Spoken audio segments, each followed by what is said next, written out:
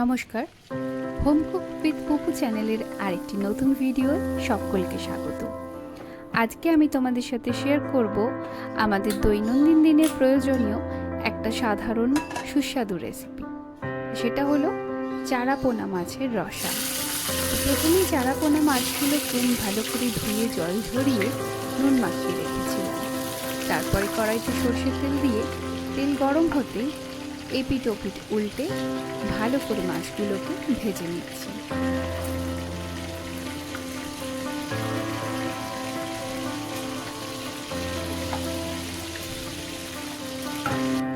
মাছগুলো দুটো সাইড থেকে ভালো করে ভাজা হয়ে গেছে, তাই তুলে নিলাম। এইবার এই তেলের মধ্যে দিয়ে দিচ্ছি কালো জিরে ফোড়ন। এইবার এর মধ্যে দিয়ে দিলাম পেঁয়াজ আর টমেটো।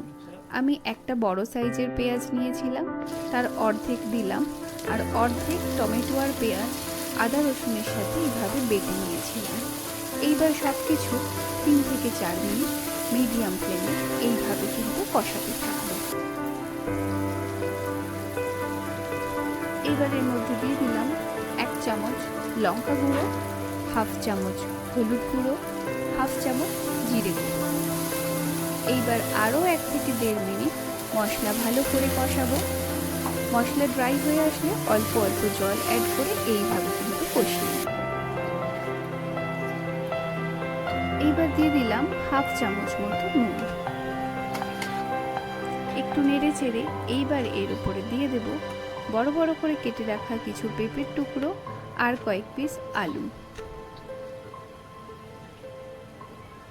এইবার আলু, পেঁপে আর সব মশলা ভালো করে আরও 1.5 থেকে 2 মিনিট কষিয়ে নেব। 3 মিনিটের জন্য ঢাকা দিয়ে আলু আর পেঁপেটা লো ফ্লেমে কিছুক্ষণের জন্য রান্না করে নিচ্ছি।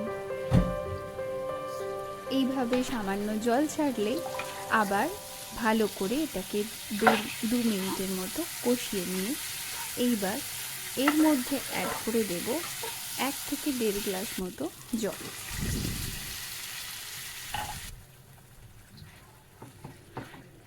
এবার দিয়ে দিচ্ছি ওপর থেকে ভেজে রাখা মাছ।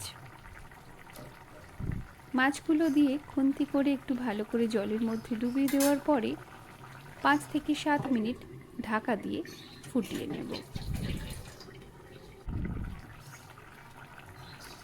এইবার এর মধ্যে দিয়ে দেব পরিমাণ মতো নুন।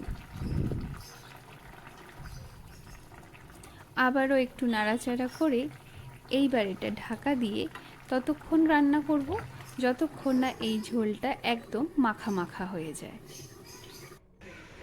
দেখো, রেডি হয়ে গেছে আমাদের চারা মাছের রসা। রেসিপিটি কেমন লাগলো কমেন্ট করে অবশ্যই জানিও। আর যারা চ্যানেলটি এখনও সাবস্ক্রাইব করোনি, প্লিজ পাশে থেকো।